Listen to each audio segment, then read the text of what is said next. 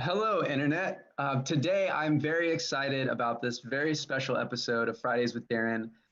Today, we're joined by Representative Anna V. Eskamani of Orlando. Representative Eskamani will be sharing her vision for how she can rebuild the economy past COVID while weaning more quickly from fossil fuels. This vision is for a stronger economy and a healthier planet in which our most vulnerable populations are spared from the worst of climate change's effects. Representative Eskamani will also be detailing how she has confronted the Florida Public Service Commission over energy efficiency and other issues. Obviously, as a solar company, the Florida Public Service Commission is very important to us because it controls the utilities.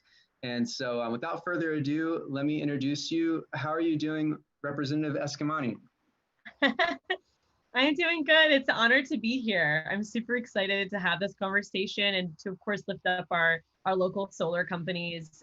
Y'all are doing such incredible work every single day. So it's such a thrill to share space with you. And I wish you could be in person, but very Right. grateful for the opportunity to do it virtually too.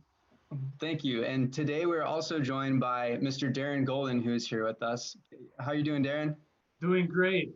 Thanks for the introduction, Dane and Representative Eskamani. Thank you so much for being here. We're really thrilled to have you on. Absolutely. Yeah, it's very exciting for us to get to interact with the political and the legislative side of the world because as a solar company, we're very dependent on legislation and we see lots of things coming through the pike like the tax credit and tariffs and public service commission.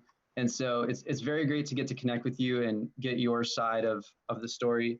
Can you tell us a little bit about what has been going on in your world recently related to PSC and I guess renewable energy? Yeah, I love to. I mean, I think without a doubt, a lot of our focus as lawmakers have all been COVID related, right? So we have been in the trenches with unemployment. We've been in the trenches with supporting our small businesses, getting more testing in the state, getting results from tests a lot faster, supporting our most vulnerable community members from veterans to seniors to those who live in areas of poverty, trying to prevent homelessness through eviction protection and foreclosure protection, but all of that's also grounded in a larger system that we call home right here in Florida. And I have been proud to be a leading advocate for renewable energy, for solar energy in the state of Florida in my first 2 years as a lawmaker. And it's interesting because as all these other crises around COVID-19 have taken place, we've also seen just unstable markets around oil and gas. We've seen national security concerns continue to arise in areas of the world where, again, oil and gas seem to be a priority for different countries, including ours.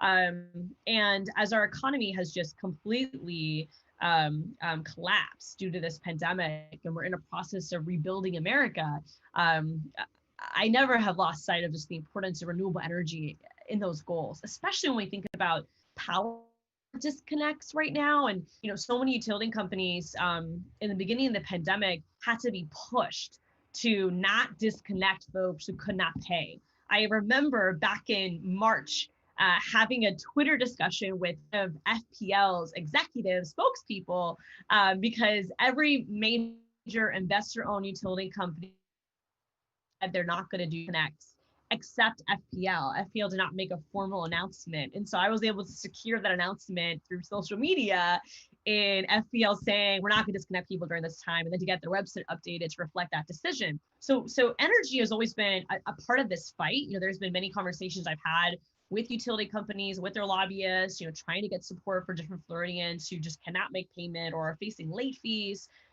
And that really brought to centerfold for me the importance of lifting up energy policy in the conversation of Florida's recovery and the nation's recovery. Because if we had renewable energy on roofs across America and on roofs here in Florida, if we have the ability to store power more locally versus centralized to these monopolies, then there would be less folks facing disconnects. There would be cleaner air for people to breathe. And ultimately, we wouldn't be so reliant on international partners because we would be able to have reliance on ourselves. And so I penned an op-ed that was kind of centered on this point while also embracing the connection between pursuing renewable energy as an environmental health issue, but also as one of environmental justice, because we know that for so many of our communities of color, they have no ability to benefit from some of these opportunities, whether it's a cost prohibition or also just the energy efficiency programs utility companies are supposed to provide are not readily available. And also just the job creation that I know Daren knows so well about when it comes to pursuing renewable energy. So we've also been on this gospel of just really pushing our members of Congress and also the Public Service Commission on energy efficiency goals, and of course policy will allow solar energy and other renewable energy sources to blossom. Definitely. There's so much in what you're saying here. And the first thing that you had mentioned is that, you know, a lot of the focus right now has been on everything going on with COVID. And one of the things that we've come to learn or come to appreciate is how much COVID and renewable energy, or solar in particular, are not mutually exclusive. There's a lot of things that are kind of interrelated here. And, you know, you mentioned jobs, you mentioned, you know, resilience and environmental justice. I mean, the way that we've seen this interaction, to name a few, is that, you know, really the economy is going through a lot of challenges right now. And it's very important that people can stay employed. It's important that you know, we as a state, or really, you know, humans on planet Earth, can ride out this pandemic with minimal collateral damage to other systems, such as the economy. And we know, of course, how much restaurants and hotels and bars are suffering.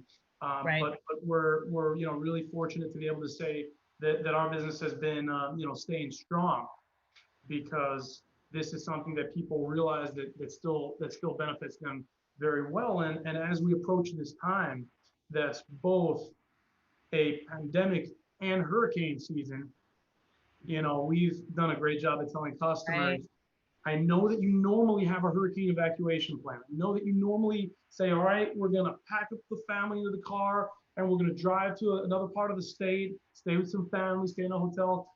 Everything that you think about your regular hurricane plan, throw it out the window, because this is a completely unique situation.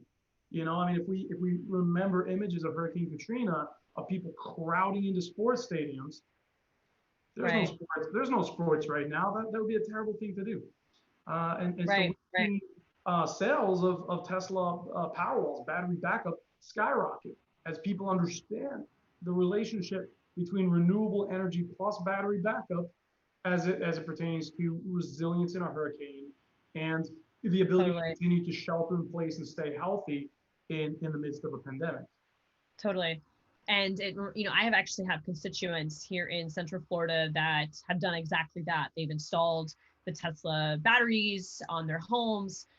And we also have a school over in Osceola County, over in Neo City. It's called Neo Academy. I'm sure you've heard of it before, but it's a net zero school. It's a smaller high school. It's like STEM focused. They can have about 800 students there, and it was designed under Florida building code standards, but designed in a way to take in natural light when possible and to really reduce its energy usage while also benefiting from solar.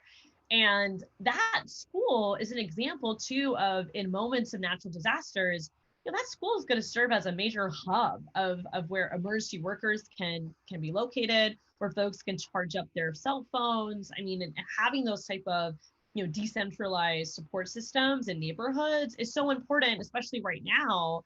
But with any natural disaster, because folks are going to have to turn to those means, you know, when utility companies lines are down and you know, blocks of neighborhoods or miles of neighborhoods don't have any power.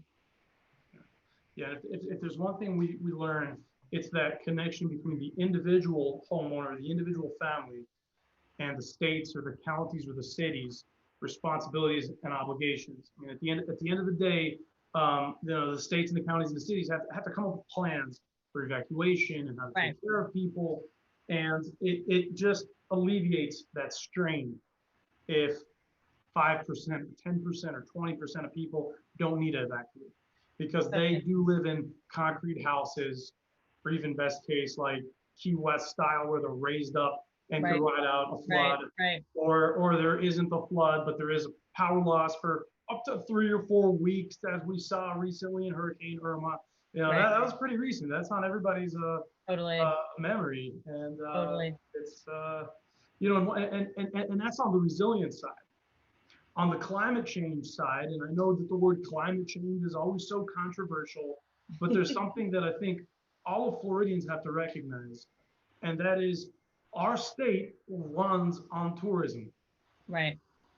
I mean, from the parks in Orlando to the beautiful beaches just about everywhere else in the state, tourism is a major part of our economy. And it's been completely interrupted too. Like, Yeah. it's really heart-wrenching, actually. I mean, we've been so reliant on a tourism economy that Orange, Osceola counties and Miami-Dade, I mean, these are areas of our state that continue to have huge unemployment rates, because it's not a resilient field, right? I mean, tourism is grounded on visitors, tourism is grounded on events, and those are all areas right now that are deemed unsafe due to COVID-19. Right.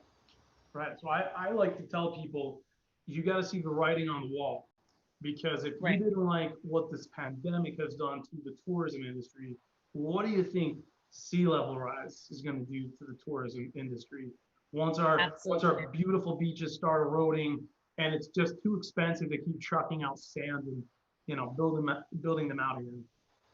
Absolutely. Well, and it reminds me too, when I always talk about the importance of pursuing renewable energy to my colleagues on both sides of the aisle, I always emphasize some of these economic points, because the reality is that, many of us care about this issue for many reasons. And a part of it is like this innate drive grounded in our concerns for Mother Earth and the concerns of this state for our children and our children's children. Like, there's an altruistic reason, right? Like why we care about this. For some of my colleagues, we have to kind of emphasize the economics of it. And to your point, tourism is directly connected to quality of life and our ability to have beaches and have good weather and so forth. And we know that we've seen more extreme storms coming to our state. Florida got lucky with the most recent hurricanes. My heart hurts for those states that are directly impacted.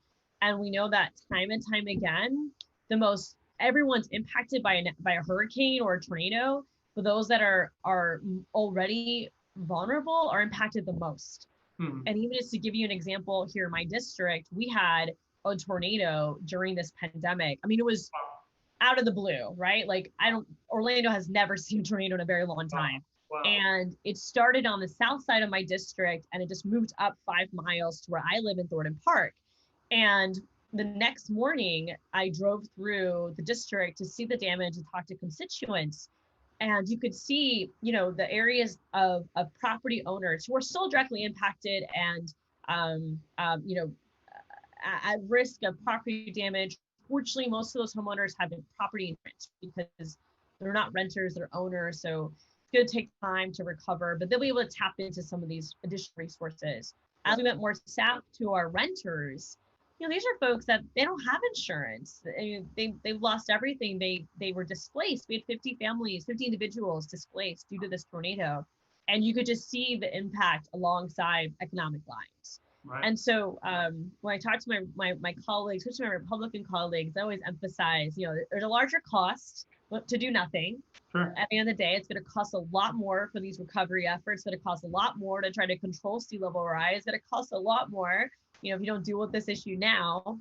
But also, we already see the impact on real estate in our coastal areas, and even Moody's Financial, one of the world's largest credit assessment organizations, has purchased, this was maybe 2 years ago, they purchased a research firm that focuses on climate issues. Oh, wow. In order to, I kid you not, to assess the credit, the credit score, credit ratings of cities and counties who wish to borrow money, to see if they are resilient for climate change in order to give them a good rating. I mean, it was just fascinating, right? Where even in the private sector, in the sense of financial experts, they're worried about cities and counties being prepared for extreme weathers and being resilient for the future. That's right. Yeah, and one of the things that we like to talk about is that long before the actual sea level rises and you have water on your doorstep, long before that happens, the you know, the mortgage lenders are going to start to hesitate about lending money to people who want to buy Right. homes in certain places, because most people don't buy houses cash. Most people take a 30-year mortgage, and a mortgage lender requires an insurance policy to be carried, because that's their investment that they're lending money for. Totally. And Totally. so long before actual sea level hits our doorstep, our homes will be uninsurable and therefore unmortgageable. And so, this is, to me, it's kind of less about like, are we in denial, or do we believe in climate science, or do we think that this scientist is politically driven, or that's, it's like you said, it's the private sector. I mean, we know why we do this, but we think that, even people that don't appreciate climate change and our needs to step up to the plate and take action immediately have to appreciate the economic impact. We're seeing it everywhere. Totally. And I have so many Republican friends that drive Teslas, right? And because they're cool and fast. Yes, I was gonna say that exact thing, Daren. Like, I think a part of it too is like this desire to, be trendy a little bit and to have like the fanciest things. So, of course, some of my efforts are, well, let's make these fancy things available for every type of person, right? But there does seem to be almost like a culture change too, I think, where the economics of it are becoming more apparent to folks that maybe don't subscribe to the climate concerns, but also just see it as a way to not only save money long term, but at the end of the day, national security is also at risk here. I mean, if we can be reliant on our own energy sources that are clean, we're gonna be in a much better place when it comes to having to continue to be reliant on oil and gas overseas, and the amount of money our government spends on just military defense, other parts of the world, oftentimes because of oil and gas, that's super problematic. And we could save that money and invest it in our communities here. That's right. One of the things that we do besides this weekly podcast called Fridays with Daren, we also have a YouTube show called The Green Stuff, where we feature all sorts of various, environmentalists and the actions that they're taking. And the first episode I did a walk through my house, and we showed, so the solar system, so it's net zero. It charges a Tesla. It's an electric car. I have, a living wall, so producing oxygen, offsetting heat island effect, and really what we're trying to say is that the old school perception of an environmentalist, that's outdated, and there is a new sort of paradigm, right? There's a new archetype for the environmentalist, and that's the environmental techie, and this is the concept that you don't have to sacrifice anything. I think Tesla really nailed it with making an electric car that's not a golf cart, that's really fast, with very nice interiors, that's up to par with any beautiful high-end sports car. Representative, do you notice any developments in the conversation amongst your colleagues around the topic? Do you feel like there is maybe more agreement or just any development in the conversation around climate change or environmentalism? I do. So the first thing I'll say is that for the first time ever, the incoming Speaker of the House, who is Chris Sprouse, just to give folks more context, I'm a state House representative, and so I am one of 120 members, and there are 47 Democrats right now. Everyone else is Republican. Wow. And then we have the state Senate, and the state Senate's a little bit more balanced, but it's still, a 5 difference between Republicans and Democrats out of 40 members. And so both chambers are ruled by the majority party, the Republican caucus. And of course, we have our governor also identifies as Republican. And so a lot of this effort is, kind of operating in a space that has not really talked about climate issues for a very long time, if ever. And so I will say that for the first time ever, our incoming Speaker of the House has mentioned climate change. He told his caucus members during his almost like his speaker-elect speech that our caucus cannot be scared to talk about climate change. And after that, he made kind of a dig about the Green New Deal and ended kind of snarky. But snark aside, he at least said that, climate change is something we can't be scared about. So that gave me a lot of hope. And I've had conversations with Speaker Lex Sprowls about it too, and pitched our bill to him as well. And so I'm super hopeful that that'll be the beginning of more dialogue. And I think during COVID-19, everyone's focused on this pandemic. But during the last legislative session, and I think past election cycles too, environmental issues have been nonpartisan.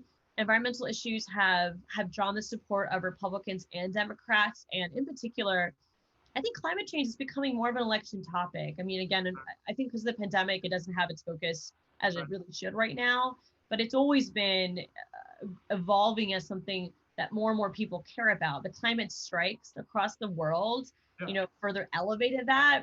And so I am hopeful to see some more bipartisanship in tackling this issue. And we're definitely open to folks of every political background standing with us. I think there is a lot of solidarity, by the way, between libertarians and progressives on this topic, especially since many of our stances are like anti-crony capitalism, because a lot of these issues we face, it's less about policy, more about power. Right. And we all know that utility companies, especially investor-owned utility companies in Florida, are some of the most powerful politically. They make huge political donations to both parties, but more the majority party. They really set the stage for what energy bills pass and what don't pass. They influence the PSC really closely. Mm-hmm. And so, I think there is commonality found with libertarians on this, because libertarians, they want to be able to, have property rights, and if they want solar, they should get solar, right? Without their own energy, back up their own power. 100%.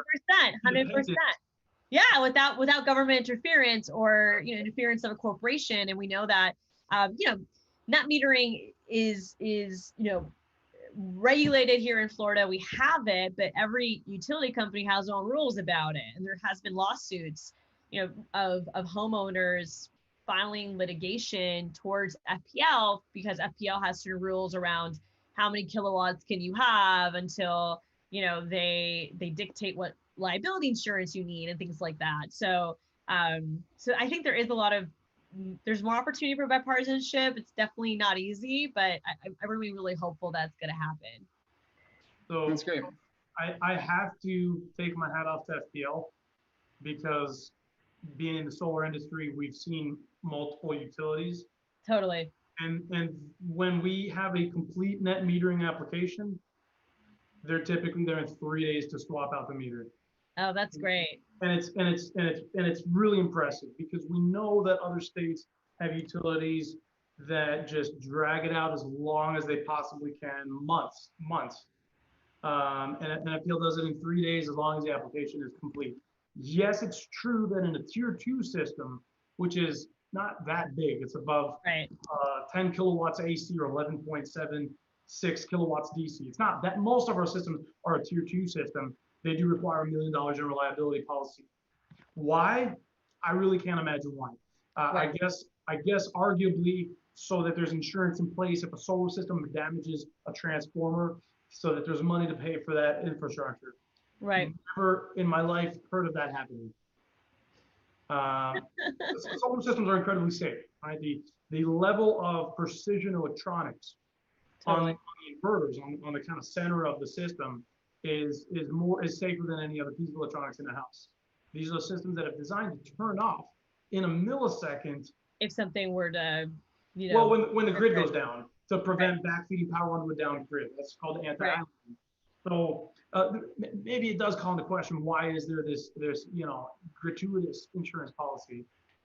But in terms of coming out and changing out the net meter, they've been very, very easy to work with, and I think that they say that you can go up to 115% of your needs. Correct. A little bit of wiggle room if you want to add that electric car in the future.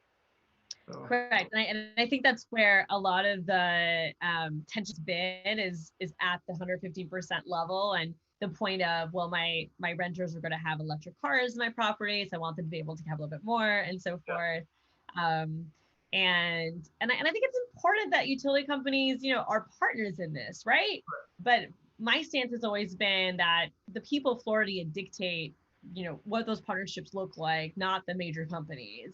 And it's been a long journey for us to get here, just, at the point of growth Florida is with solar energy, especially rooftop solar. And for me, I don't want there to be anything to stop that growth. I'm like very aggressive about that. And so, like, if there's any roadblocks, I'm just like, nope, get out of the way. Well, 2016 was kind of scary because, what happened in 2016 is first there was a group called Floridians for Solar Choice. Right. And you talked about the relationship with, libertarians. That's exactly what that was. I think it was called the Green Tea Party. Totally, I remember. So they were trying to bring in PPAs into Florida, power purchase agreements, so that our customers could get solar without paying a penny. Where, let's say, we, the solar company, own the system and we only charge them for the energy that it produces, which Florida currently does not support. So Floridians for Solar Choice tried to make this happen, and then basically utilities came together and then they created their own counter amendment. Well, so their group was called Floridians for Smart Solar, and they actually did get enough signatures because of $25 million supporting this, and got on Amendment 1. And Amendment 1 was kind of known as the wolf in sheep's clothing. And really last minute, the fire departments pulled their endorsement. Because what people realized was that it looked like it was about killing net metering. Right. The third part of that amendment, see, the first and second part were Floridians have the right to own or lease their solar systems. Public bodies have the right to regulate and protect public welfare and safety and well-being. That's completely already the case, We've never built without a permit. Like, it's certainly regulated. The third part about it was that that ratepayers shall not subsidize solar customers, which is totally loaded language. And it essentially implied that people that have solar aren't paying for their fair share of the grid and maintaining the grid. Right. They were like this close from passing, and in the last second, that got pulled. And we live to, continue to install solar. So live to keep fighting. But I remember that. I remember that those campaigns in 2016, Legal and Voters was, they played a big role in advocating, against the fraudulent one, if you will. Yeah. And unfortunately, that is super common in Florida politics. And I'm sure it's common across the country. But there's been, for example, fracking. Time and time again, we talk about banning fracking. And a bill will be filed that's like super perfect, and that's exactly what its intention is.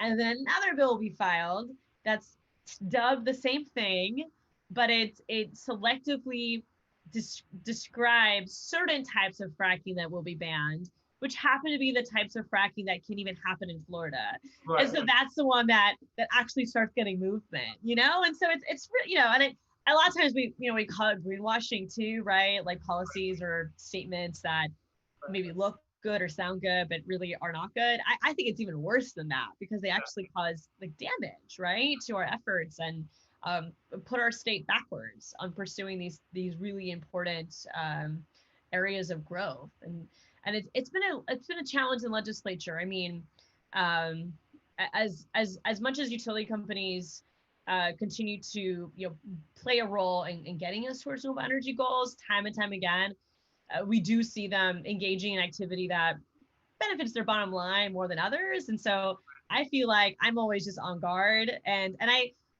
know their team, like I can call them anytime, but they definitely know that I am like a shark on this, because I just don't have the patience for it. It's like we gotta push towards. I mean, this is a crisis. We can't drag our feet on it. And vigilance is key, and we got to be really discerning on the nuances of the language and try to read between the lines and see what's kind of standing behind the language. Right, and we shouldn't have to do that, right? Like, we shouldn't have to be playing defense all the time on these issues. I mean, it should be just common sense that the Sunshine State should be leader in solar. And one of the fastest ways to do that is to empower our local communities to be able to afford it, to pursue it, to have small businesses be a part of it. It's just kind of the ethical thing to do, right? And it should be just a shared value for everyone. But unfortunately, a lot more complicated than that. And I will say, Daren, that I think that energy policy is complicated, and I've had to learn a lot. My first 2 years in legislature, I'm also not, I lean on folks like you to even give me more insight. I don't know if you ever work with Chris Castro in the city of Orlando, but he is just, Chris and I went to college together. We were both college activists together. And so he's one of my like best energy friends. And, we're always just like late night texting about different energy issues. And so I really do lean on, my collection of smart, informed leaders that are either in the field, actually the one installing the panels, or those that are advocates for it. And so I'm very lucky to that degree. But I will say, so many of my colleagues, they don't dive into the weeds. And so I even have to kind of push even my own counterparts to say, well, do you know, like, did you read that bill, or did you look at the the back end of that legislation, or do you know what the PSC is doing, and just trying to educate more folks, whether they're lawmakers or everyday people, because it is hella complicated. So we have to be really intentional in breaking down some of those walls. Right. Well, we're always here for you if you ever want to consult, experts. Thank you.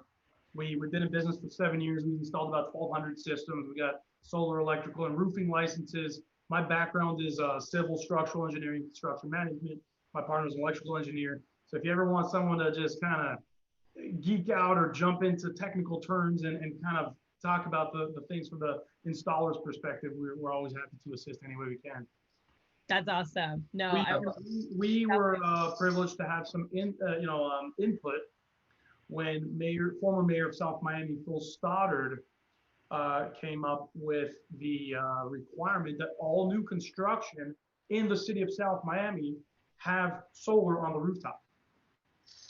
Oh, that's incredible. So this is the first place outside of California to require solar on all new construction. Now, the city of South Miami, as it were, is not a massive place. It's one of like 36 or something municipalities in Miami-Dade County. But it's a very important step, because what we've seen is that the program has actually been incredibly successful. I mean, one of the things that we've seen is that people do it kicking and screaming. They're relentless. Nobody likes to be told what to do. But after they do it, they're actually quite happy that they did it. Right. Because what they realize is, wow, this is saving me money. Or if it's a developer building a spec home saying, wow, my house sold fast because the buyer was a millennial and they were really excited about this extra feature on the house. And what we worked with the mayor to identify is what's the right amount of solar to require, where it's not cumbersome and over the top such that nobody wants to just even develop in that city, but it's not so small that somebody puts on, like a token 3 panels just to say they did it. So we said, what's that sweet spot look like, where it's manageable, but you're going to see a real difference in your building. And I think that it's been really successful, and we're hoping that catches on. That's amazing. That is such a great partnership too. And one of our efforts, of course, we have filed legislation for Florida to just have a goal, right? Of have a clean energy portfolio goal. And so we've set the goal of 100% renewable energy by 2050, which is a goal that many cities in Florida have already made. But I think a part of reaching that goal too is working with local governments, but also even our state university systems. And it's been really cool to see students at the university level, from UCF to FSU down to Miami, also advocate for their college campuses to push towards renewable energy. And the more public institutions that make this commitment, then it becomes a lot easier to push others to do the same. You mentioned Chris Castro, and I was in Orlando last week, and I got to hang out and go to the park with him and see him for a little bit. And we were talking about their commitment to renewable energy by 2030 being 100%. Mm-hmm. And the thing I didn't realize is that also included storage. So, I was like, oh, that's not even net metering with the utility. And he's like, well, you have to remember we are the utility, because OUC is owned by the city. So for at the state level, when you say 100% renewable by 2050, do you incorporate the storage side of that? Because that's a big obstacle. Or does that just mean, that you have enough solar production? Is the storage part kind of separate? That's a great question. The bill itself sets a goal, but then it crafts a committee to come up with the additional Mm, policies to reach that goal. So to your point, I think storage is going to have to be a part of it. I would also argue that we're going to need some sort of incentive or decentive programs, right? Whether it's carbon taxes or incentives for tax credits to build solar, there has to be incentives put into place mm-hmm. for people to actually pursue these goals. But the hope is that it would at least put a flag on the ground to say Florida's going to do this by 2050 statewide, and then a committee is convened to craft the next layer of policies to get us there. Got it. Because I don't think one bill is even enough, to actually Mm-hmm. craft that long-term plan, but it Yeah. would at least put in statute like we got to do this, and force the expediency of stakeholders to come together and actually meet those goals. So Darren and I like dream out loud and talk about like the future together, about like how this is going to look, and what the world will look like as it moves to being more sustainable. But to hear Chris talk about actually pulling these levers and sizing out how many gigawatts of solar it would take, because a coal plant might run 24 hours, but if you've got Right. solar, you need to have like 4x the capacity, to 4 or 5x to be able to just get the energy when the sun shines. It was fascinating to hear at the city level some movement happening around like feasibility and Right. and like putting some thought between and actually starting to make some changes and take some ideas and prototype them. Like they have some battery ideas that they're investing in at the city to try locally, We have floating and also solar as well that we're and exploring. the compost stuff that they're doing, and the city's giving out rain barrels, which I thought was like really unexpected and cool. So are you aware of any other like leaders like that in terms of Florida politics, like maybe at the city level, or are there any people that really stand out to you that you'd like to celebrate for their efforts? Oh, I love that question. And it kind of, I think it amplifies a part of this conversation is also behavior changes, right? Because we can't convert to renewable energy unless we also just find ways to reduce our energy consumption. Mm, And Chris will tell you all the time that some of the biggest energy users in Orlando are just the office buildings. Mhm. And these office buildings are open, they have the AC running 24/7. I mean, I live in a pretty old rental home in Thornton Park with my two roommates, and this house has no insulation, and so we're always struggling with our energy bill because of the fact that it's an older home that doesn't have all the best resources to maintain a decent climate within the home without pushing up the air conditioning or bringing in fans. And so I think that there's been so much effort and discussion and action taking place in our city around, what are the institutions that are using up the most energy, and how can we change that? Even when it comes to your electric vehicles, like when do you charge your cars, right? And thinking about having more chargers at work in the sun so that you're not even having to charge your car at home to use up energy. Instead, you can do it in daylight, right? So there's mm-hmm. a lot of great ideas already being discussed and piloted to try to just reduce that daily use of energy for individuals so that we can shift to solar and it's going to be enough, right? To match what the energy production is of a coal plant. Now, to that point of other, voices and leaders, another one of my really good colleagues in South Florida is Senator Jose Javier Rodriguez, or JJR as we call him. And he's been really big on just climate change in general. He wears boots, these rubber boots in the Florida legislature that say like act climate change on them. And his whole point is that, sea levels are rising and we're all gonna have to wear these boots if you don't get it together. And so he's been a really great advocate on this issue and is actually my Senate sponsor for the Renewable Energy Goals bill. I also think that St. Petersburg has been a city that's really tried to do more on this topic, and there's a lot of great environmentalists in St. Petersburg. And Mayor Rick Kreisman used to be a state lawmaker. He's pretty strong on these issues, and so I know that the activist community in St. Petersburg has been really pushing the city council to pursue different renewable energy goals and efficiency plans. Tallahassee, we've seen some movement. Tallahassee, especially with FSU and FAMU, and students seeking renewable energy goals for their universities and working together as two different Tallahassee-based universities to push their leadership and to push the city on taking advantage of this opportunity and pursuing these type of initiatives. So I'm super hopeful. I mean, even cities like Largo, which is, not the city you put on the map all the time for different issues, but Largo has renewable energy goals, So I think it's pretty cool how whether it's more conservative part of the state or liberal or folks that are different age ranges, like this issue transcends all those lines, and so it's pretty cool to see the solidarity from coast to coast in leaders stepping up to make this reality. And of course, I want to give a shout out to just all of our young people and high school students. I mean, it's incredible to see the number of young folks that care about this, they're talking about this, and are really being unapologetic in their stances. And I think it does inspire more people to kind of follow their lead. You're talking about renewable energy portfolio standards. And, it's really interesting for us to see how that translates to actual results. You're in Orlando. I'm assuming your utility is OUC?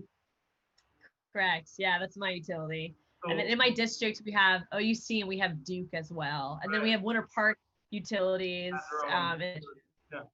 So I don't know if you ever heard of this, but a couple of years ago, OUC was paying people, I want to say 5 cents per kilowatt hour to buy their credits.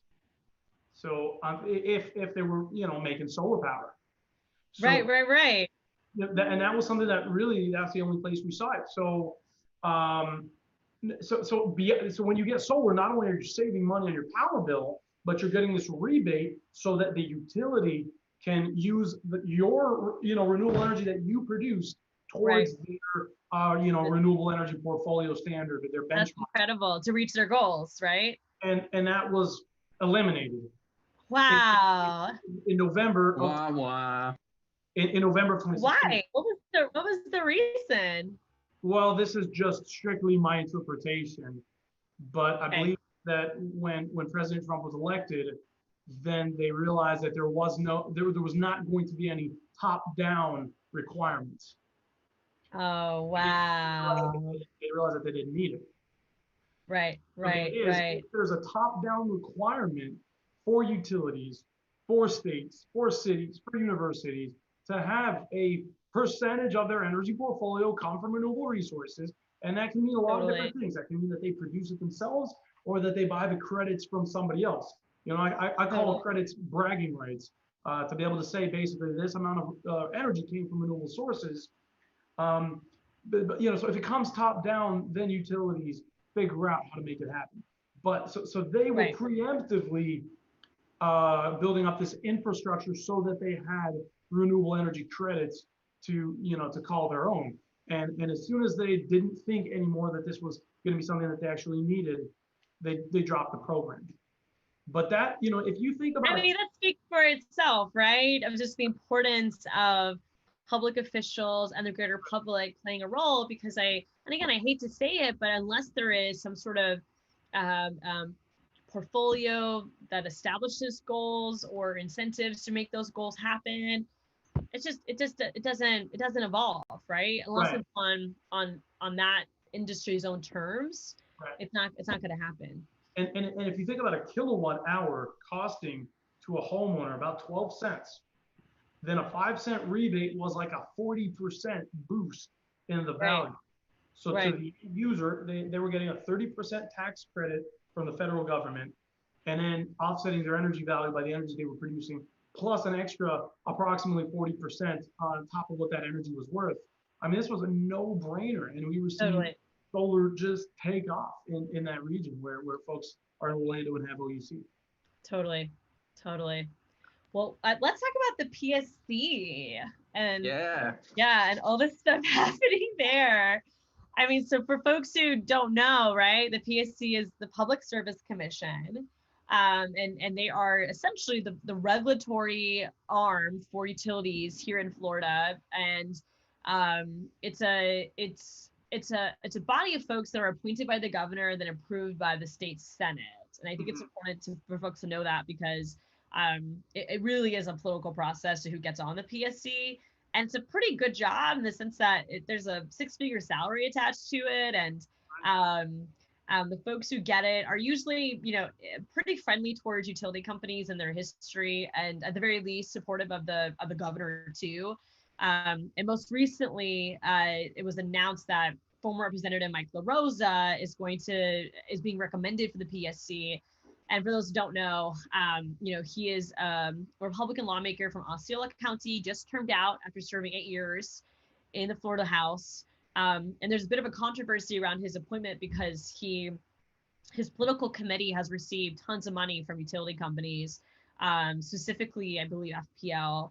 And he recently cut a check for $50,000 to the Senate Victory Fund for the Republican majority party. So, not to get too much into the weeds, but every caucus also has like a political committee that they raise money for their candidates. And so he cut a check from his political committee to the Senate's political committee for $50,000, which the Miami Herald wrote about. Definitely gives off the impression that, he's going to be approved by the Senate because he also provided this $50K donation to them.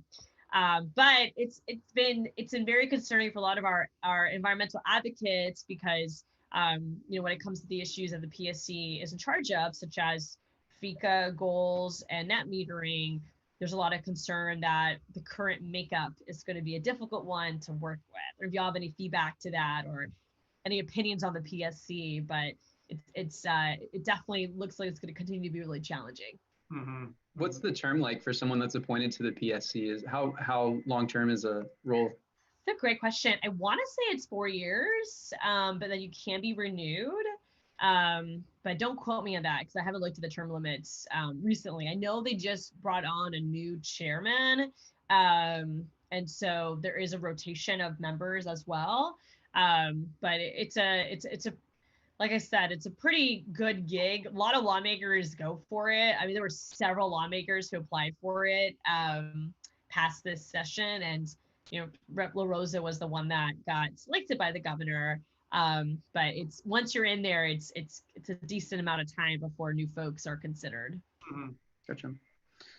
Yeah, it's interesting. I think I was unfamiliar with this until a couple of years ago. Just the importance net metering has on people's ability to switch to clean energy, and also, Daren, you can speak more to this, but the duck curve and how solar affects utilities, and how that interaction happens, and what concerns that may bring to the utility. Chris pointed out something interesting to me the other day, which was that utilities like to talk about how solar can be a concern for the utility, but that actually because of the short distance of transmission and other benefits from solar, the way that it can help regulate parts of what the utility has to deal with, that there are actually benefits to that solar can actually be cheaper for the utility to have people that are solar, up until the point of whatever it is, like 15% or something, where you start to have saturation where there are too many people that are solar, and then you get into problems with the duck curve. But Daren, can you help kind of set some context for why there can be tensions between the utility and solar? I mean, besides just like potentially losing a customer? Well, so first of all, let's talk about what the duck curve is. The duck curve is a curve where the x-axis is the time of day, and the y-axis is the demand of energy. And in places like California, where people have a lot of solar, it's shaped kind of like the profile of a duck. And what that means is that, the catch here is the timing, because I believe that the two periods of time where energy consumption peaks are 9 in the morning or 8 in the morning, when everybody wakes up, turns everything on, and everybody's still at home, and like 6, 7 in the evening when everybody gets home.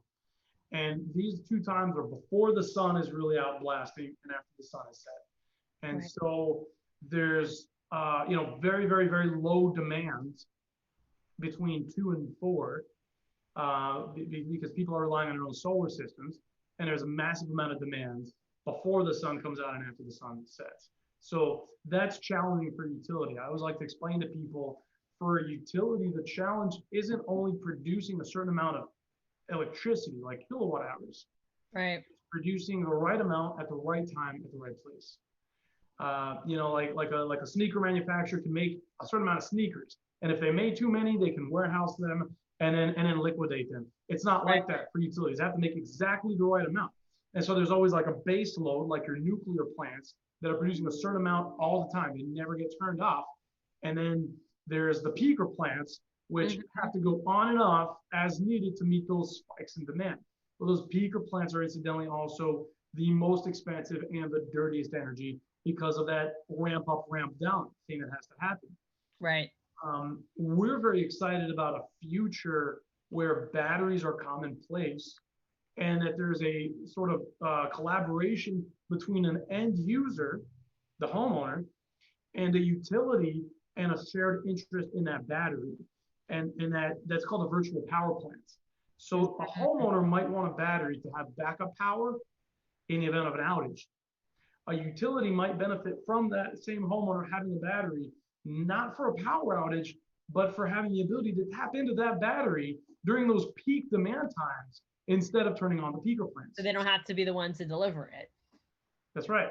That's right. For example, Daren, you have 3 power walls on your home, and they're just there waiting until you have an outage. That's right. But were the proper system set up, the utility could actually discharge those batteries and charge them to help shave off those peaks, which would save the utility money, not having to run those expensive, inefficient peaker plants. Is that the right train of thought? That is. The average homeowner doesn't understand these challenges that the utility faces. The average homeowner doesn't understand why it's more expensive and more difficult for a utility to deliver power at 9 o'clock in the morning and at 6 or 7 in the evening than it is, in the middle of the day. Basically, the end user turns on what they want when they want it. You get home, you use, your appliances as needed. I know that there's programs where utility will give somebody like a check in the mail if that person gives the utility the ability to shut off their air conditioner at certain times on certain months of the year. Like in August when it gets really hot and everybody's there is using their air conditioner. Some people have this program with utilities where they can actually shut off their air conditioner. And then they get some money back from the utility. Well, this is the same thing, except instead of shutting off a load, it's allowing the utility to utilize your battery to supply the house. And it's known as virtual power plants. I mean, it's kind of an experimental phase, all around the world, really. I know Salt Lake City is doing a program with it, but if it's really successful, what I envision is a future where a utility would put up a little bit of money on the table to help a homeowner buy a battery. The homeowner is buying it so that they have backup in the event of an outage. The utility is allowed to tap into that battery to alleviate their strain during those peak demand times. And the utilities, let's say, not allowed to take it less than or discharge more than 40%, let's say, so that even if there was an outage, the homeowner can always rely on some percentage of that battery. But some of that battery is the utilities to use as needed. And some of that battery is all of the batteries there for backup, but it can't discharge more than a certain amount. And now there's a joint benefit to that battery. And now both the utility and the homeowner can kind of share the expense. Maybe the utility pays for half of it and makes back up a quarter of it back in monthly payments tacked on top of the utility. I mean, there's a lot of different mechanisms that can be developed here. But I think that there's a lot of potential.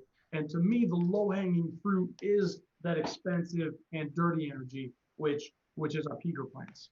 And it sounds like in smaller, say, islands, like where there are much smaller grids, we're able to see anecdotes of how saturating the energy production with solar can work.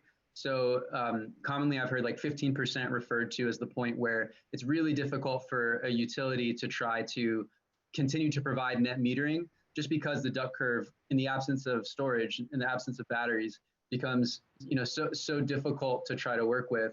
And so up until that point, again, from like talking with Chris, he was saying that OUC, for example, since he has experience working with the utility that they own, they're able to produce solar at a cheaper price per kilowatt hour than what it costs them to do coal. And then in the meantime, between where they are now and getting to that saturation point, there's work to be done on batteries. Like there's lots of innovation there to occur in improving the grid. But where the PSC comes into play is they have to figure out how to regulate the utilities so that they either allow solar or support it as it's appropriate, or as we approach the limits where it really puts a lot of burden on the utility, the PSC needs to be there to make sure that that transition to renewable energy can happen smoothly, or whatever, whatever the case is right now. So there's some important activity happening right now in the PSC. Maybe Representative Eskamani, you can tell us a little bit about what's going on currently regarding net metering. I love to. I mean, the first upcoming issue I looked up is FECA. So for those who don't know, FECA was put into law. It stands for Florida's Environmental and Conservation Act, Energy and Conservation Act, FECA. And in 1980, it was really put into place to help ensure that energy efficiency would be a part of Florida's energy efforts, in the sense that there's an understanding that energy efficiency is really important for both our low-income families and also for the health and safety of our state. We know that in so many of our low-income communities, air pollution is a big issue of concern. We also know that, of course, the cost of energy is always a burden for many families, especially families with low income. And so the state has really valued just a prioritization of energy efficiency as need to be a part of the energy dialogue. Mm-hmm. And as advocates for renewable energy, again, as we already talked about, we also know that having efficient systems is tied to the transition to solar. So they really have to be together. And the states that have the best policies on energy tend to have goals on both efficiency and renewable production. They tend to be, tied together, one and the same. And we also know that job creation and energy efficiency has been one of the most robust, and it really is a field that has been historically growing as more and more Americans want to pursue renewable energy and see their costs go down. Now, with all that said, we also know that energy efficiency is not exactly a priority for the utilities, because they lose money. When you are more efficient, they lose money. And so the PSC has long used a cost-benefit analysis measurement called the RIM test, which is the ratepayer impact measurement. And in an effort not to get too much into the weeds, the RIM test doesn't measure any of the benefits we just talked about. All it does is really measure the cost to the utility company without measuring any of the other positive impacts that energy efficiency brings. And so if we only use the RIM test, it gives off the impression that energy efficiency is not cost effective, that it doesn't make sense to pursue. And it's led to the PSC last summer almost eliminating our efficiency goals completely and bring them down to 0%.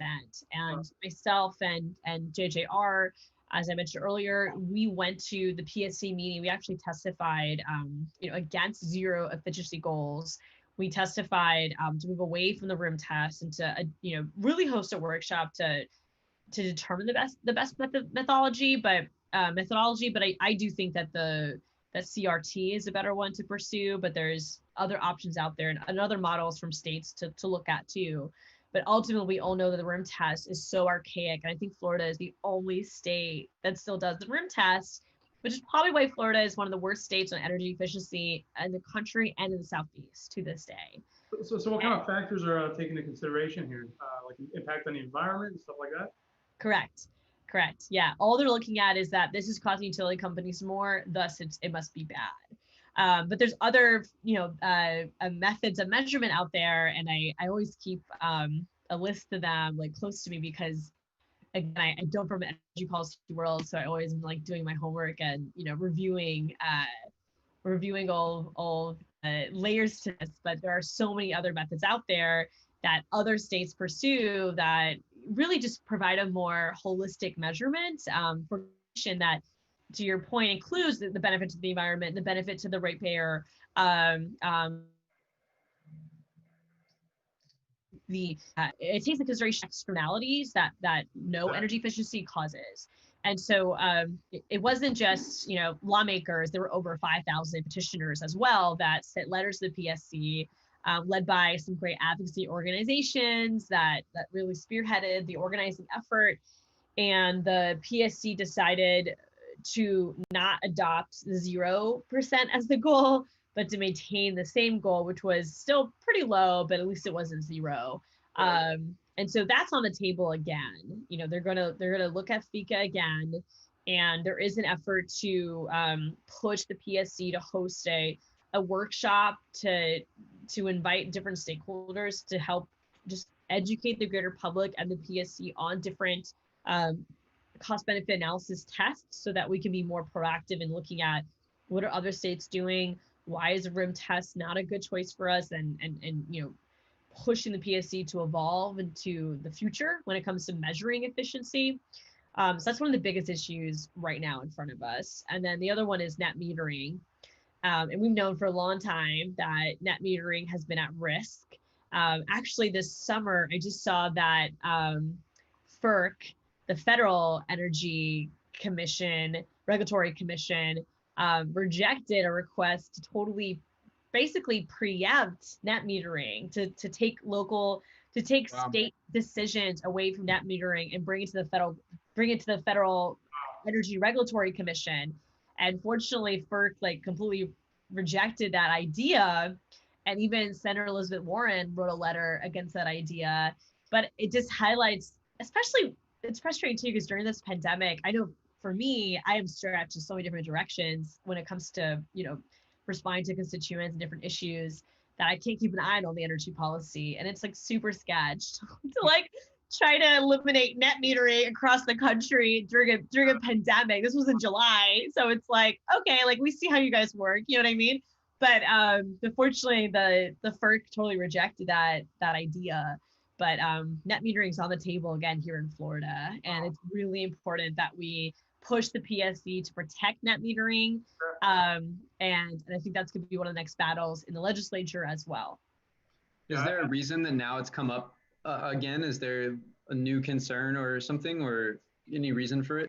Well, candidly, for the last 2 years I've been in the legislature, it's been something of just caution for all of us. Like, I don't know if there's just like an overarching, you know, fear that advocates have, or if something was once said, but there's been a lot of the debate around FICA. Many advocates have said that any type of legislative effort to reform FICA could be a way to sneak in net metering changes. Mm-hmm. And so, and for those unfamiliar with the legislative process, you know, if you file a bill and that bill moves through the process, amendments that are related to the bill can be easily filed. You can even do what's called a strike-all amendment, which changes the entire bill as long as the language is relevant to what the issue is. So if somebody were to file a bill to change FICA, you're opening up that statute in Florida law, which opens up the floodgates for someone to file a net metering change as well. Wow. And so, like you were saying earlier, Daren, it's like you got to watch, you know, all these, read the language, decide what it, you know, interpret it, what it means, and so forth. Guess where they're coming from and what their interests are and what they're trying to do. 100%. Well, and we have seen, you know, some local utility companies, I believe Lakeland was one of them, that, you know, basically try to like change net metering ratios. And again, like we all know that net metering is so critical to just incentivizing homeowners to make that initial cost and to pursue solar. Like we know that's, I mean, as you said earlier, I think before we got started, like without net metering, y'all wouldn't exist, right? Exactly. Yeah, exactly. Yeah, the tax credit is a nice incentive that helps the financial model, but net metering is existential. If there's no net metering, there's no solar industry. Right. And I think that you know, everyone who is interested in solar is thinking about it for long-term purposes too, right? Because the thought too is that it over time it pays for itself, right? Exactly. Without net metering, it's not going to do that. That's why so many people in Nevada were really mad when they killed net metering. Right. I bought this based on my expectation of a 30-year asset. Right. And I've had it for 2 years, and now you just took it away from me. Right. I'll have the stuff on my roof.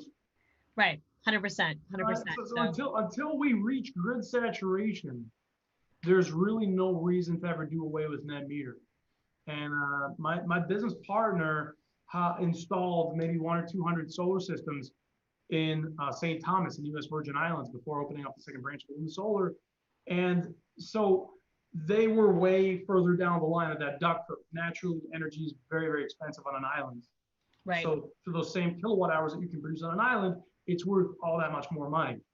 And so they had gotten to the point where, you know, they were really got to the end of net metering. It wasn't because of some political agenda. It's because there really is only so much power that the grid can take back uncontrolled at exactly the same time. It's incidentally at 12 o'clock when the sun is out, everybody's pumping the power back onto the grid at the same time. So this is what he's talking about when he says 10, 15% grid saturation.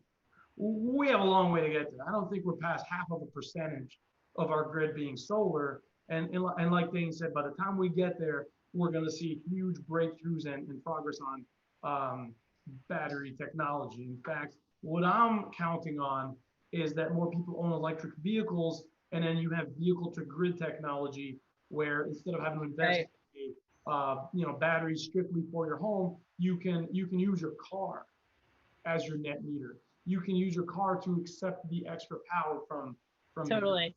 No, I agree with you. I do. I agree with you. And I think that electric vehicles, you know, for many folks too, is kind of like their first touch, you know, with energy issues and with the evolution of energy. And so I definitely agree with you on that. Oh yeah, it's cool. I mean, when you look at electric vehicles, you say, well, where's all that energy going to come from? And you look at renewable energy, you say, but how are we going to buffer the timing discrepancy, you know, in terms of the intermittency of renewable energy? And the problem of one is the solution to the other. Right. Right. Chris was talking about a model where maybe you would buy your car and the car manufacturer would continue to own the battery, for example, and they would like lease it. You know, basically there could be business models that allow less delay in the implementation because the consumer doesn't have to get savvy on it and understand it and adopt it. Basically, the manufacturer can continue to own the battery and they can work out deals with the utility to leverage that battery in different ways. It's a whole other world of thinking about energy and distribution, and you know, it happens at a relatively short time scale, you know, for what we're talking about. These are all things you're talking about 2050 being the whole state being 100% renewable. Our world is changing, friends. Super fast. Yeah, super fast. And we gotta keep up with it. I think that's the biggest takeaway too, is like embrace the disruptors. Don't ignore them or delay them, right? And actually, I remember learning more too about like just batteries being recycled and the efforts to you know, because this is another good point about energy policy and renewable energy is, you know, we talk about the negative externalities with coal and oil, for example, and we could like easily list those, right? Like we just carbon emissions and smog and the power we lose through power lines, you know, and environmental impacts that aren't even measured, right? I mean, the blowing up of mountaintops, like we could talk about the negative externalities of coal like for hours. But at the same time, it's not that renewable energy and solar doesn't have externalities, right? I mean, when solar panels eventually will have to be replaced, right? And batteries will eventually have to be replaced. But then we're already thinking about recycling. We're already thinking about, well, how can we reuse a battery, or, you know, what are other ways that the battery can be implemented in a different system? And so that's what's so cool about, I think, this work too, is that, you know, folks are already thinking about the potential negative externality, or I guess the waste, you know, that comes from pursuing a new type of energy model, but we're already thinking about it and we're trying to figure out ways to address it. We haven't seen that with coal as much. No, the oil and gas industry never said, I wonder what the consequences are of all this burning all the time. They just said, I make a lot of money on it. I guess I'm going to just continue to keep burning, keep drilling. Yeah. I think there's a lot of passionate environmentalists that are very skeptical and just don't want to see whatever our next invention is create our next problem. You know, they want to see like a robust solution that doesn't just drive the puck down. What, I don't know if that's really an expression, doesn't put it off into the distance. Kick the can, right? Yeah. Kick the can. Thank you. Yeah. So I always like to kind of just summarize it with this. The old model is extract, burn, extract, burn, extract, burn. Never get away from it. You burn coal, you have to burn more coal. The new model is build, operate, maintain. Mm, And once you build that solar farm, it's there for 30, 40 years. There's right. no more raw materials that have to be extracted. And at the end of its useful life, it's very much recyclable. Nothing had to get burnt Right. for Right. us to enjoy energy. So Right. it's kind of like a more of a slow cooker. I get it. I understand that 20 megawatts of solar takes up a much bigger footprint compared to 20 megawatts of gas being burnt. I get it. It's not dense like that, but it works. Right. Well, and also how do you define footprint, right? Like if we're talking about physical footprint, okay, sure. But we're talking about like health footprint Mm-hmm. and climate change footprint and resilience footprint, right? Like there's so many other, again, that goes back to just the PSC and the archaic ways of measuring the cost benefit of efficiency. It's, we're using models that haven't evolved, and this technology has moved so fast. We need the PSC to be adapting to it, right? And to be evolving with as fast as technology is evolving.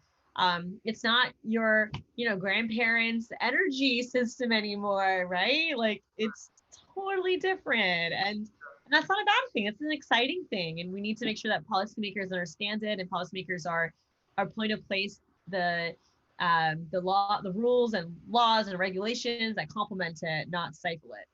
I think it's not an easy job to be a policymaker in this industry because of how fast technology Right. is changing. I mean, I Yep. tell my customers these days, solar hot water heater systems are just about outdated because maybe back in the day, for that small percentage of your energy needs of heating water, maybe it did make sense to have another system. Nowadays, solar photovoltaics energy is so much more affordable. Just load Right. up your systems, produce all your own energy, just like that. So things are really changing pretty fast. Can I ask you, Representative, if someone is listening to this call and they care about clean energy and they're learning all this information, what are some things that they can do to help the efforts at your level, like at a state level, to move the needle, so to speak? That's a great question, Dane. And it reminds me too of so many advocates and activists that I've met, just in my years of doing this work. And I really started as an organizer on my college campus. It's been over a decade of, advocating on different issues, including energy policy. And a lot of folks come to me asking about federal issues. The Green New Deal in particular, has attracted just global attention. And so they'll ask me like, well, how can we get the Green New Deal, to pass in Florida? And I'm like, well, it's not, the Green New Deal is federal legislation, right? So totally awesome if that's what you want to focus on. I would contact a member of Congress. You want to get co-sponsors, but candidly, if you want to talk about Florida, and let's talk about Florida, because we got a lot of issues here that we can pursue that require just local engagement. So the first thing to do is figure out who are your state lawmakers.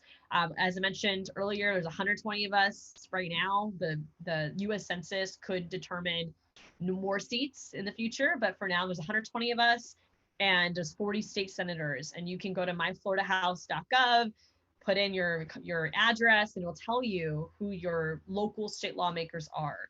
And while you're there, go ahead and do some research on what bills they filed, what committees they serve on. There is an energy committee in the Florida legislature on both the Senate and the House to look at, and try to familiarize yourself with just some of the past legislation that your lawmaker has filed and voted on, and where they might stand on these issues. I also encourage folks to get to know who your local county officials are and or city officials. Cities and counties have been playing a major leadership role as the legislature has dragged its feet. And I can't stress enough just the importance of local progress on working with mayors at the county and city level, with commissioners, with council members, because though your city might be small or might be huge, the impact is really meaningful. And so figure out who your county commissioner or your city commissioner is too. There's also been even efforts at a school board level for schools to be built with solar energy. So I think that you got to figure out where you want your targeted advocacy to be, but think local, think strategically about local issues, because I think you're going to have a bigger effort, well, a smaller effort for bigger change, right? When you focus locally, because a lot of us are, you know, in your neighborhoods, you shop in the same grocery stores, you know, we're much more accessible. So you can have a pretty big impact by getting to your local elected officials. And then from there, you know, what's the target issue you want to pursue? Are you looking for efficiency goals? Are you looking for renewable energy goals? Are you looking for programs to incentivize, you know, the construction of solar? Figure out what those issues are, identify advocacy groups already working on these topics. And there are so many out there. I mean, my mind goes to, you know, the Clean Energy Alliance, Vote Solar, Florida Conservation Voters. You know, there's so many great organizations out there doing a lot of this heavy lifting that you can get plugged into. And from there, just keep going. Don't stop. You know, policy does not happen overnight, and change takes not a burst of energy, but a constant and frequent persistence for something greater than ourselves. You got to keep going, and know that you have lawmakers that are right by you. You have local officials that care about this subject, and of course, I think the most relevant thing right now is just to vote. Right? Make this an election issue. Ask those on your ballot, where do they stand on renewable energy, and what are they going to do to ensure its success and its expansion, and make it an election issue. Absolutely. Great. We have one more question here from Instagram, which is totally unrelated seemingly, but they asked it, so I'm going to forward it to you. They said, will we get any additional unemployment funds, 300, 400, anything, from Nicole S on Instagram? Yeah, that's a great question. I mean, and again, y'all, you know, the unemployment system has been such a constant pain for Floridians across the state, and there are no jobs. And again, I think back to the op-ed that I penned, you know, investing in renewable energy, you know, training folks in energy efficiency, training them to install solar, getting incentive programs to install more solar would be so critical to our recovery, and would help us reduce the unemployment rate, because we would have these new jobs to provide to people, just like we did after the '08 recession. So now that I'm off that soapbox, to the person's question. So, you know, at this point, the governor of Florida, the only expansion that he has offered, that he is pursuing right now, is Trump's executive order, which unfortunately looks to be only $300 per week for about 3 weeks, based on only the states that have applied. And you have to have $100, at least $100 of a weekly benefit amount to even benefit in that way. And so unfortunately, it's not a lot, it's not enough. And we continue to push the governor for more relief options. Got it, thank you. Daren, did you have any more comments or questions as we kind of on the home stretch here? Well, I think Representative, you gave us some really nice closing thoughts, and I think we covered a lot of territory. So I just wanted to really thank you very, very warmly for joining us. This Fridays with Daren started out as something that I started just when the pandemic started, and we were all kind of at home. And we said, all right, well, folks are stuck at home. Let's try to give people some entertainment. But this has been getting, you know, more and more interesting, and I'm really, really grateful that you joined us. We always try to strike that balance of, you know, talking about things on climate and solar, and yes, it does tie into politics. So I think you had some incredibly valuable insight. And again, if you ever need us, if you ever want some technical insight, you know, please feel free to reach out. I definitely will. I'm super grateful for this conversation, and just really grateful for y'all's work in continuing to preach the gospel for renewable energy and solar. And I definitely will be reaching back out, especially as we go back into the next legislative session, which, for context sake, will be committee weeks probably in January, but we're not back in session until March. Yep. And we really got to push this. We have to get more bipartisan support. We gotta get Florida on the right track. And again, for folks who are watching or will watch this later, cannot stress enough the importance of getting to know the PSC, the Public Service Commission. Make it your duty to get to know the PSC and know that it is intrinsically tied to everything Daren does, to everything all of our utility companies do. If you care about clean energy, then you should care about the PSC. Absolutely. Absolutely. Thank you. And we'll be posting your social media so that people who are watching can connect with you and learn more about you and the other causes that you're fighting for as well. Like Daren said, we're super, super thankful that you were able to carve out some time to meet with us today. And I think I learned a lot. I think our viewers will learn a lot from it. We're going to cut these videos up and be able to share some insights in smaller form for people that may not be able to watch the whole thing. Come back and hang out with us again for Fridays with Daren, everybody who's watching. And yeah, great episode today. Thank you so much for coming, and good luck with helping drive the clean energy future. Thank you so much. Thank you, y'all. It was such a pleasure. Be safe. Wear a mask.